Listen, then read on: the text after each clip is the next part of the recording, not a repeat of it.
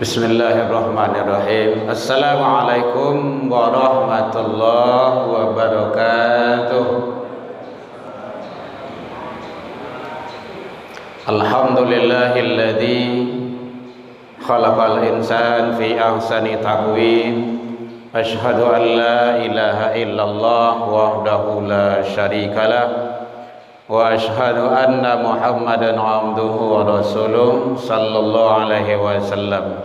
Allahumma salli wa sallim wa barik ala hadzal nabiyil karim wa ala alihi wa ashabihi ajma'in, amma ba'du. Hamdan wa syukran lillah, seluruh puji dan syukur tiada henti selalu kita ucapkan kehadiran Allah Subhanahu wa taala. Alhamdulillah biidznillah wa qadarullah, izin Allah kita masih diberikan umur panjang, badan sehat, waktu luang ada untuk ibadah ke masjid, dan kita masih istiqomah. Mudah-mudahan nikmat-nikmat karunia-karunia yang Allah titipkan ke kita untuk sementara waktu, mari sama-sama kita manfaatkan sebaik-baiknya, kita syukuri dengan menjalankan ketaatan agar kita menjadi hamba-hamba yang bersyukur di sisi Allah hendaknya. Selawat dan salam kepada Nabi besar Muhammad sallallahu alaihi wasallam.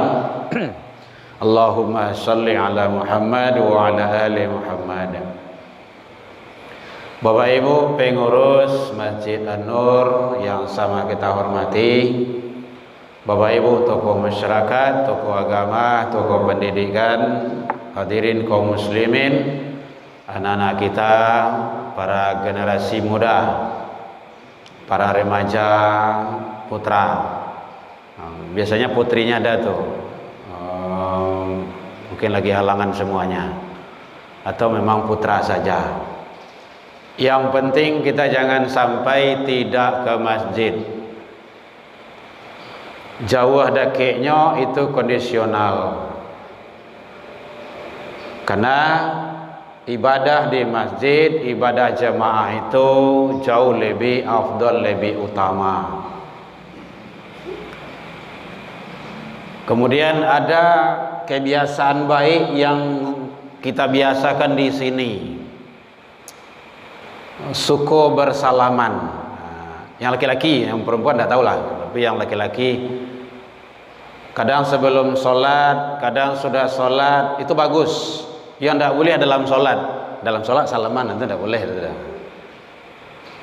Karena memang begitu kata Rasul, dengan salaman itu dosa berguguran. Mamin muslimaini, tiadalah dua orang muslim yang ketemu, yang berjumpa, kemudian dia bersalaman atau bermusafahah,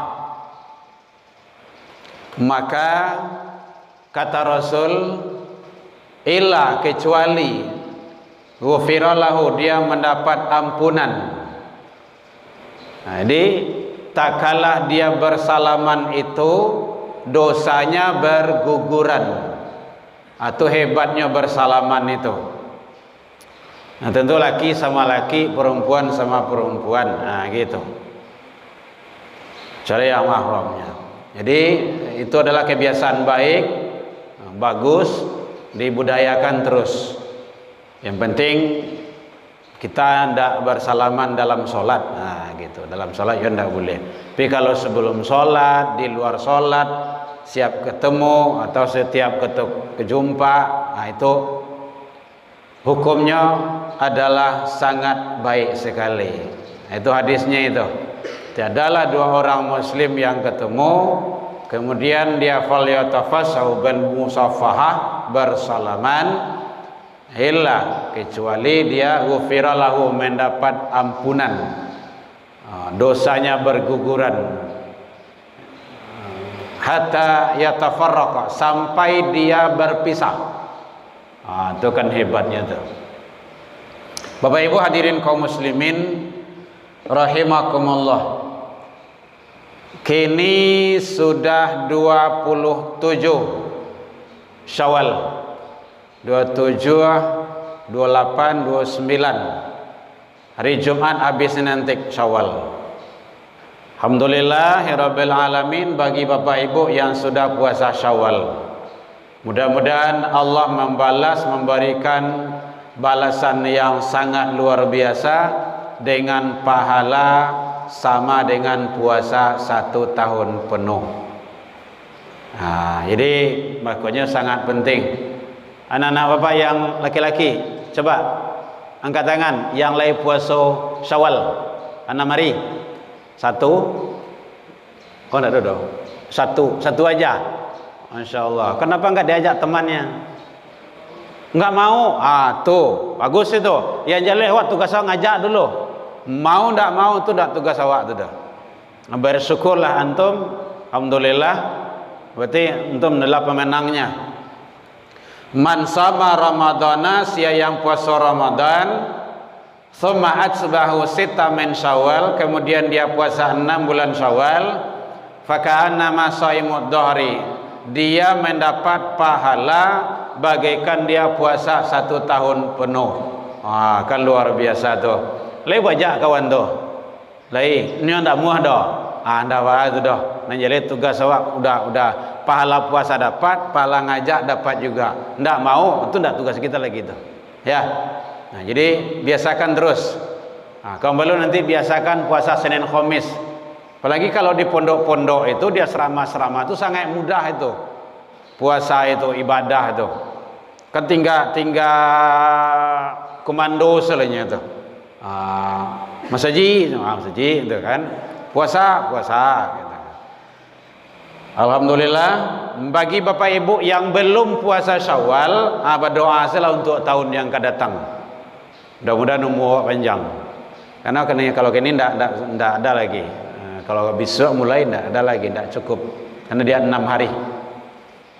Bapak Ibu hadirin kaum muslimin, sekarang kita akan menghadapi ibadah yang akan datang, yaitunya ibadah kurban. Itulah doa ibu dek Pak Pengurus, dek panitia, itu daftar nama-nama peserta. Peserta apa tuh Bu? Korban. Tidak biah Ibu. Peserta korban mah. Peserta ibadah korban. Ya Bu ya. Ibadah korban. Korban itu ibadah. Salat ibadah. Tilawah Al-Quran ibadah. Jadi daftar dari sekarang. Daftar sedulu. Walking selangsung. Cik dalam keluarga tu jadi hijau, baduo jadi hijau, silakan, tak apa-apa. Bapak Ibu hadirin kaum muslimin rahimakumullah. Sekarang beragam, kalau di Siko barak ini kok Pak Ji? Masa mau tahun lalu 2,5. Oh masya Allah. Kan tidak ada perubahannya tuh. Sama tahun lalu tuh 2,5. Kalau bisa sekali lalu nanti silakan. Kalau tidak diansu-ansu dari kini rencana panah. Gitu boleh. Tergantung kepada kitanya. Bismillahirrahmanirrahim. Kita lihat dalam Al-Quran, Allah subhanahu wa ta'ala menjelaskan, kita bedah surah Al-Kawthar, inna a'tainakal kawthar fasalli li rabbika wanhar inna syani'aka huwal abtar. Sesungguhnya kata Allah, kami telah memberimu nikmat yang banyak. Inna a'tayna kal kautsar. Allah telah memberi kita nikmat yang banyak. Itu nikmat banyak itu tidak bisa kita uraikan saking banyaknya. Karena banyak nikmat diberikan sama Allah kepada kita semasa kita hidup ini. Fasholli li rabbika, maka perintah pertama itu salat. Jadi Allah kasih nikmat salat, wanhar, dan berkurbanlah. Jadi sangat penting sekali. Allah berikan nikmat, kemudian Allah perintahkan salat, dan Allah perintahkan kurban. Sebelum salat diperintahkan, sebelum kurban diperintahkan, Allah kasih nikmat dulu. Artinya apa? Allah tak akan perintahkan salat dan kurban kalau Allah tidak kasih nikmat. Tuh pahamnya tuh. Maka oleh sebab itu kunci bagi kita adalah mensyukuri atas nikmat yang Allah berikan kepada kita untuk sementara. Jadi sementaranya Bapak Ibu. Kenapa? Kita hanya hak pakai, bukan hak milik. Nah, gitu. Hak milik itu adalah Allah. Hak pakai baru awak. Maka pakailah kepada yang Allah ridho, kepada yang lebih baik. Bapak Ibu hadirin kaum muslimin rahimakumullah. Kalau dilihat kepada para nabi dan rasul, kepada para sahabat, khalifah, beliau itu adalah orang-orang yang sangat luar biasa, mengorbankan harta beliau tidak tanggung-tanggung sampai habis. Lihat Abu Bakar Siddiq, Uthman bin Affan, sampai Abi Khadijah kalau perempuan. Tengok itu, ya Rasulullah, habis harato ambo ko kasadoalahnya untuk syiar, untuk dakwah, untuk kalimah Allah, negakkan agama. Nyampang ambo meninggal, kali kuburan ambo tu ambil tulang-tulangnya, jadikan kejembatan untuk tegaknya agama Allah. Itu Khadijah tu, sampai jo tulang-tulang beliau. Itu luar biasanya. Maka oleh sebab itu, jangan khawatir kita, jangan cemas pula, karena semuanya Allah yang menitipkan kepada kita. Kita memanfaatkan, memakainya kepada yang lebih baik. Bapak Ibu hadirin kaum muslimin rahimakumullah. Nabi Ibrahim juga kayak gitu. Nabi Ibrahim tuh malahan anak sendiri diminta sama Allah dabiah tu. Bersyukurlah Wak, kini ko lain tak jadi mendabiah orang loh. Coba kalau nak diganti dulu tu Ismail dengan Kibas, itu mendabiah orang sampai kini. Dua naik cukup dua oleh dabiah je. Siapa yang paling gagah di rumah tu dabiah seorang. Tapi begitulah Allah kuasa. Allah ganti dengan hewan, dengan binatang ternak. Bapak Ibu hadirin kaum muslimin rahimakumullah. Maka oleh sebab itu, mari kita sama-sama untuk memberikan pada jalan yang Allah ridho. Bapak Ibu hadirin kaum muslimin rahimakumullah. Kalau dilihat kandungan hikmah daripada surah Al-Kautsar ini, Allah Subhanahu wa taala menjelaskan bahwa inna a'tayna kal kautsar. Allah menyampaikan kami telah memberimu nikmat yang banyak. Dulu kita lahir ke dunia ini tidak membawa apa-apa. Rata-rata membawa tangis. Setiap lahir manusia itu menangis. Setiap lahir menangis. Lihat dojo yang lahir menangis. Kalau tidak menangis, tidaklah sehatnya doh. Maka harus dipukul loh, diampuk loh bagi supaya menangisnya. Tangis. Sekarang kita sudah berada di dunia, diberikan sama Allah titipan, kecukupan, kelengkapan, semuanya serba ada. Maka oleh sebab itu, jangan sampai lupa kepada yang memberi. Siapa yang memberi itu adalah Allah Subhanahu wa taala. Maka caranya bagaimana? Dengan mensyukuri nikmat tersebut. Di dalam hadis qudsi Allah menyampaikan, man lam tarda biqada'i wa lam yasbir ala bala'i wa lam yashkur ala ni'mai. Ada tiga itu. Siapa yang tidak redha atas ketentuanku, tidak sabar atas ujianku, tidak syukur atas nikmatku, itu dia yang ketiga itu. Apa tantangan yang Allah berikan? falyakhruj min tahtis samawati wal ard. Persilakan keluar daripada langit dan bumiku. Artinya apa? Allah tidak suka, Allah murka. Makanya kepada orang-orang manusia-manusia yang kufur nikmat itu, Allah murka itu. Karajo mengumpul-ngumpul harato sah, manumpuk-numpuk sah. Kan itu dah ada dalam Al-Takatsur itu, alhaakumut takatsur. Menumpuk-numpuk seterus sampai meninggal. Hatta nurtumul maqabir, tahu-tahu lah tiba dari pintu kubur. Jadi orang yang suka-suka menumpuk-numpuk harta itu, maka idolanya adalah Qarun. Hati-hati itu, jangan sampai awak terjebak. Padahal awalnya Qarun itu dia orang biasa, orang baik gitu. Tapi karena dia selalu mengutamakan harta dan dunia itu, maka dia akhirnya kufur nikmat. Makanya syukuri, kata Allah, la in syakartum la azidannakum. Syukuri, kalau syukuri aku akan tambah. Tengoklah tuh, bapak-bapak, ibu-ibu ya rajin taruh ke rumah saji. Itu sakit bana awak ndak taraso itu doh. Kuai itu. Rajin datang taruh. Itu ada di Alai, kalau bapak ibu sholat di Masjid Mutazakirin, kalau dari Alai sebelum SPBU Ampang, sholat kidah di bawah tuh, itu ada yang gaik, paling gaik situ tuh.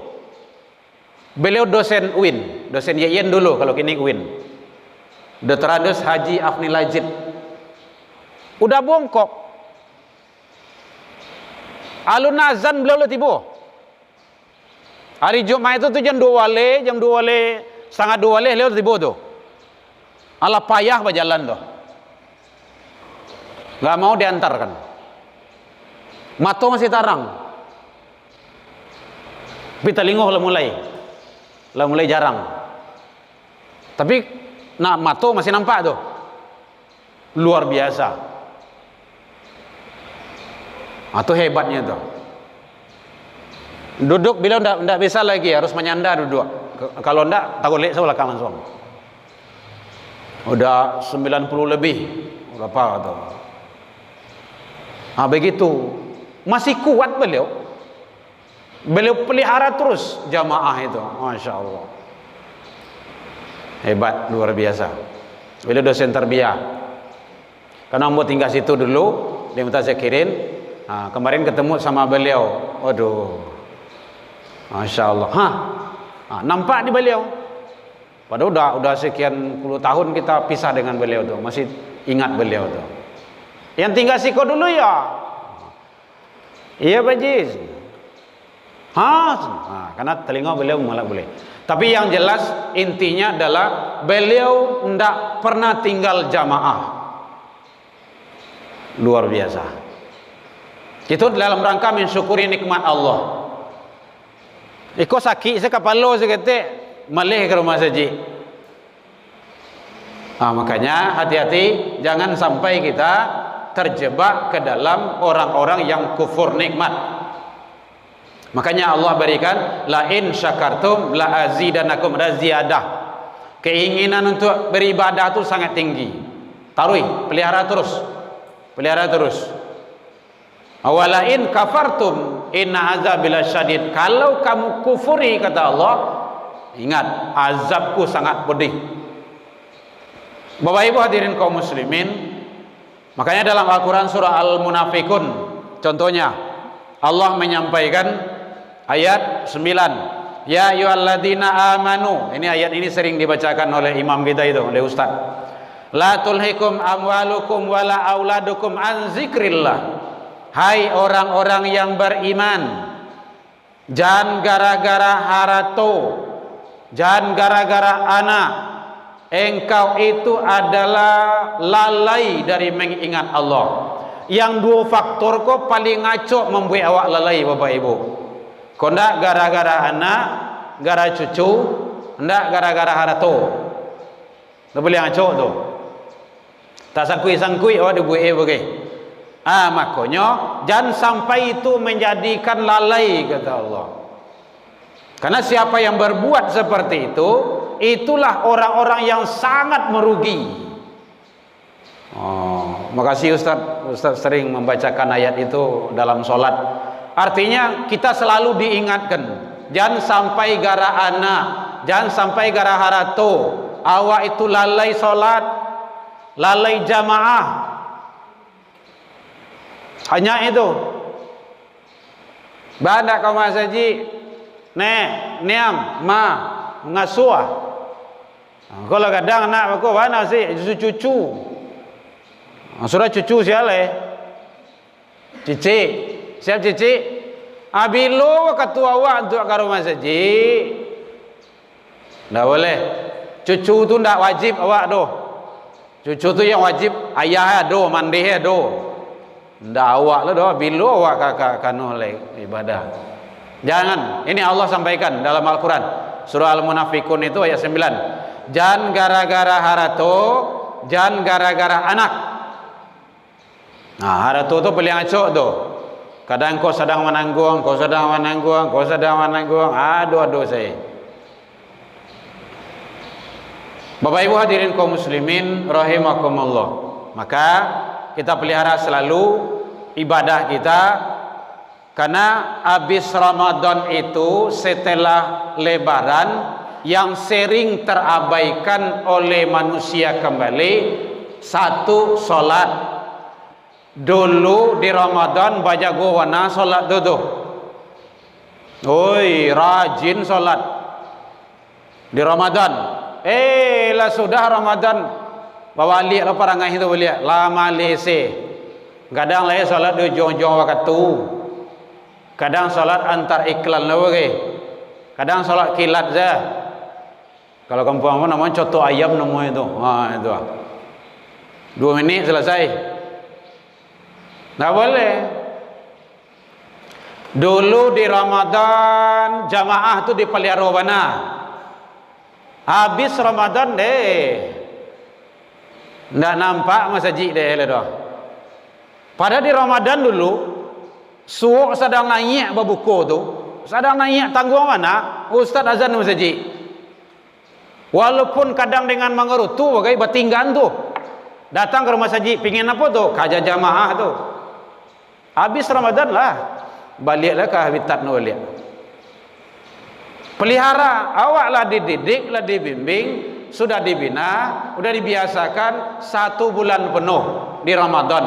Biasa menjaga solat, biasa menjaga solat berjamaah.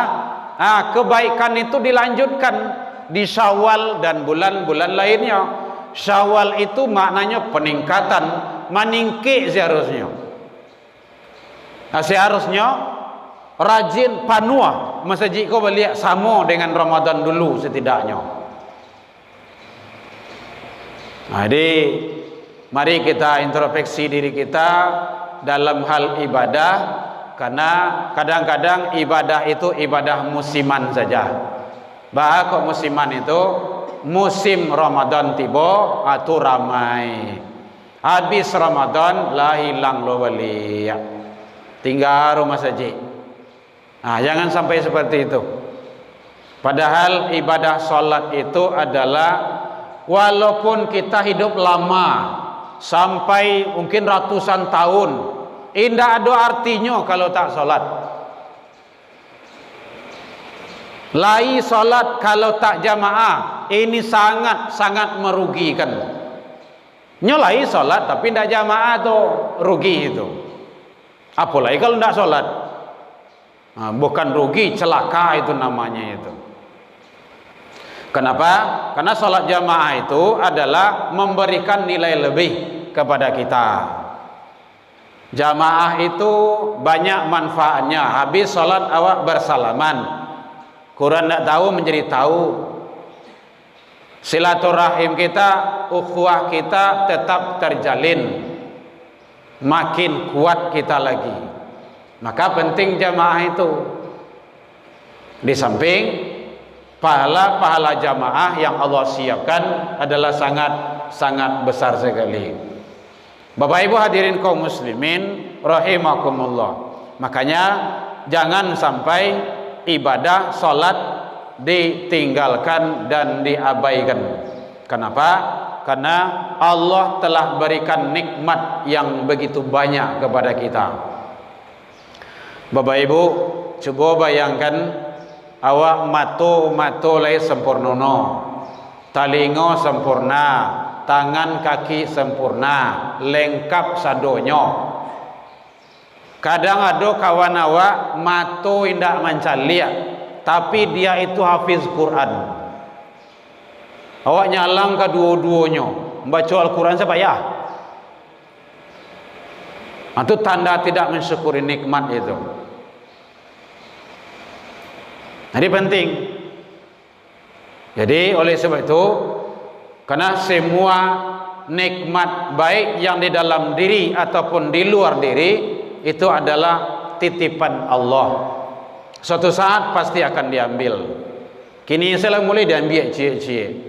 Nah, kalau awak nak gaya-gaya kau mungkin Bapak Ibu lah terasa dia awak kini kau. Kaki lah mulai semure gitu kan.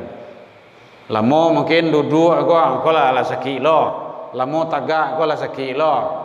Itu sudah mulai. Dulu waktu umur sedang kuek benar, badan sedang tagok, selesai sedoe. Baban-baban 80 tu tangkik dah awak gitu. Nah, kini 20 saja angon-angon, galon saja. Ayah galon tu berapa kilo no? Berapa? Ayah galon tu berapa? Dah 5 kilo. 5 kilo. Lango-angoan ada weh. Kenapa? Karena itu faktor. Jadi seluruhnya yang ada bagi kita ini hanya hak pakai kita. Maka pakailah kepada yang Allah redho. Nah, di antaranya adalah syukuri untuk melaksanakan ibadah. Makanya benar Imam Ghazali menyatakan nikmat mata karunia Allah, telinga karunia Allah, tangan kaki itu pemberian karunia Allah. Mempergunakan karunia Allah untuk berbuat dosa adalah kemaksiatan yang besar. Makanya hati-hati, jangan sampai itu nanti menjadi penyesalan bagi kita. Dalam Al-Quran surah Yasin ada, Al-Quran surah Sajadah ada, itu dijelaskan sama Allah.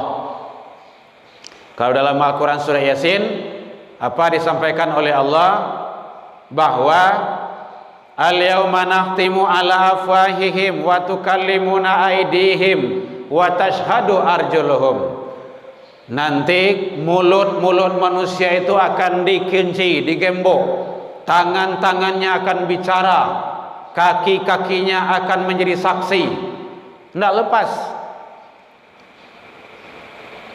Dalam Al-Quran surah Al-Isra Allah juga jelaskan bahwa inna sam'a, pendengaranmu, wal basar, penglihatanmu, wal fuad, hatimu, kullu, tiap-tiap itu semuanya kana anhum mas'ula, akan disual, akan dihisab. Lain tak dibawa hati awak, tangan tu, kaki tu, telinga tu ke rumah saji, atau dibawa lain sekali bara. Kadang-kadang laki-laki itu sekali seminggu saja pergi Jumat, itu datanglah di belakang-belakang loh. Orang kasalamnya tibuh lah. Tempat lain ada kayak gitu perangainya. Kadang lain tibuh duduk di luar. Padahal kita ibadah. Nah, ibadah tu yang maksimal agar ibadah kita diterima oleh Allah, bukan hanya sekadar gugur kewajiban. Bapak Ibu hadirin kaum muslimin rahimakumullah. Makanya Rasul menyampaikan bahwa salat itu tiang agama, itu jelas. As-salatu imadduddin. Salat itu tiang agama. Faman aqamaha faqad aqamadin wa man tarakaha faqad hadamadin. Siapa yang mendirikan salat, dia sama dengan mendirikan agama, menegakkan agama. Siapa yang tidak salat meninggalkan, itulah sama runtuh. Jadi ibu-ibu nanti kok kamu cari cari menantu yang salat 5 waktu. Kalau enggak usah. Banyak laki-laki lain. Hendaknya seorang laki-laki rumah. Harus seleksi Bapak Ibu, selektif untuk anak gadis cucu awak. Enggak sembarang sudah. Penting. Yang laki-laki juga kayak gitu juga. Mencari jodoh itu bukan sembarangan. Istri kita itu nanti akan menjadi ibu bagi anak-anak awak. Pikirkan dengan cara baik.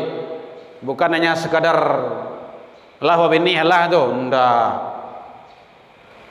Makanya dalam Al-Quran itu sebenarnya sudah ada soleh, soleha. Itu jodohnya. Bapak Ibu hadirin kaum muslimin rahimakumullah. Jadi makanya jangan sampai ibadah sholat itu diabaikan. Bahkan Rasul menyatakan bahwa sholat itu adalah amal pertama seorang hamba nanti diperiksa di hari akhir. Awwalu ma yuhasabu bi'abdi yaumal qiyamah, di hari kiamat as-shalah, salat. Ada yang tanya Bapak Ibu boleh? Kalau tidak ada tanya-tanya, taruh isinya itu menjelang azan, udah azan? Belum. Pertama kali nanti manusia itu diperiksa adalah salat. Maka dalam At-Taubah 86 itu kalau dia tidak salat seumur hidupnya, semasa dia hidup, meninggal dia tidak usah disolatkan. Tengok tuh At-Taubah 86 itu. Wala, di situ larangan itu, dan jangan.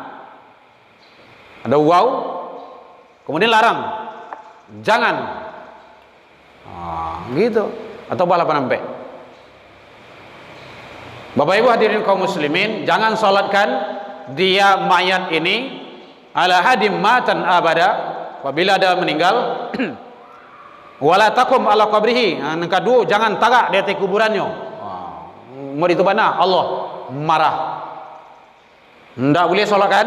Tidak boleh tagak di kuburannya. Tagak di kuburan itu artinya para ulama menafsirkan berdoa. Siap menguburan tu kan doa tu. Tidak usah. Cabut. Gitu. Kenapa? Innahum kafaru billahi wa rasul. Dia telah kafir ke Allah dan Rasul. Wa matu wa hum fasikun. Dia mati dalam keadaan fasik. Dia jalih itu.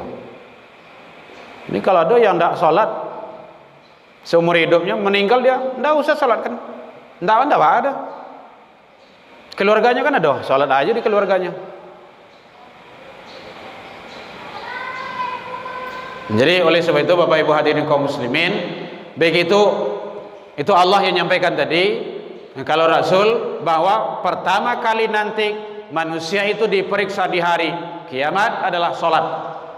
Fa'in saluha sairu amalihi. Kalau bagus, baik amalan salatnya akan terbawa baik amalan yang lainnya. Hadis yang lain Rasul menyatakan bainal abdil wal kufar tarakus salah. Beda antara hambaku dengan yang bukan hambaku, salat. Kalau dia salat itu umatku kata Rasul. Kalau enggak kafir dia itu.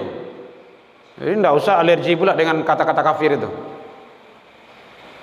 Jadi yang tidak sholat itu kafir, ya. Kata Rasul seperti itu. Bainal kufar, nah, kan kafir itu, kafara. Beda antara kafir dengan umatku adalah sholat. Jadi jelas bahasanya, redaksinya di situ. Bapak Ibu hadirin kaum muslimin, makanya kita jaga keluarga kita, anak-anak kita, generasi kita.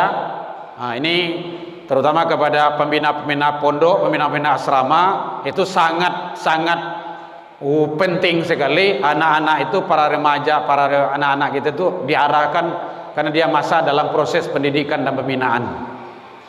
Kalau ada pembinanya tidak mengarahkan kepada pendidikan agama Islam, ya, kalau dia beragama Islam, itu tanggung jawab adalah di pundak para pembina.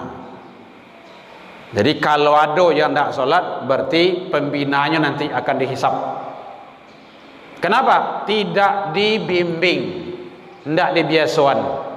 Oh, tidak namu je Pak. Anda ada cerita tidak namu ada. Kalau dia dalam masa pembinaan awak, pasti mau. Kalau tidak kasih sanksi. Kalau awak pembina tu berarti itu anak awak tu. Itu caranya. Sama juga anak awak. Kalau anak awak di rumah, kau nak namunya salat lambui. Daripada lambui nanti di akhirat, ya. Jadi kalau ada dia tidak mau salat, guguah. Guguah tahu guguah? Oh, sama mentawai tak tahu dah nak guguah. Lecut, lacui, gitu. Ambil kami pinggang, lambui. Tidak ada nang kamerang tu. Awak mendidik dia. Lebih baik sekarang dia dipukul daripada nanti di akhirat dipukul. Kalau kini dilambuinya masih ada yang merasa ibu dan kasihan. Paling awak sekali 2 kali melambuinya tu. Itulah ibu oleh tu. Nyolah menangi minta ampun bang, indah ini apa ini macam. Awak tak lah kan? Di akhirat besok. Kamu mengemis tak ibu? Minta-minta membana, tidak ada ceritanya. Nyuguguh terus, nyelambui, nyecabuk terus sama malaikat itu. Ya. Boleh dipukul, boleh. Itu hadis itu. Muru auladakum bisolah, suruh anak-anakmu salat. Kalau dia sudah berumur 10 tahun, tidak mau juga fadribu, pukul. Carilah hadisnya itu. Pukul itu pukul pendidikan. Jangan sampai putih lah kakinya dibawa pukul terus anda nak mukul terus, potong namanya itu. Yang penting kita mendidik dengan cara baik, karena itu tanggung jawab. Ya, jadi yang anak-anak terutama yang laki-laki bawa jamaah terus ke masjid. Perjalanan ke sini itu adalah perjalanan fisabilillah. Allah memberikan yang terbaik. Bapak Ibu hadirin kaum muslimin rahimakumullah. Maka kita jaga amalan-amalan ibadah salat kita agar kita menjadi hamba yang terbaik di sisi Allah Subhanahu wa taala. Kenapa kita diperintahkan salat? Allah telah titipkan nikmat. Kaki, tangan, mata, telinga, pikiran, otak. Sadang lay namanya itu miriang-miriang salayang lay salat yo. Ada je salatnya. Ada kampang tu, tak lurus mengecek tu. Tapi dia rajin rukuk, tagak, sujud itu. Antanya baca dan tu dah ada.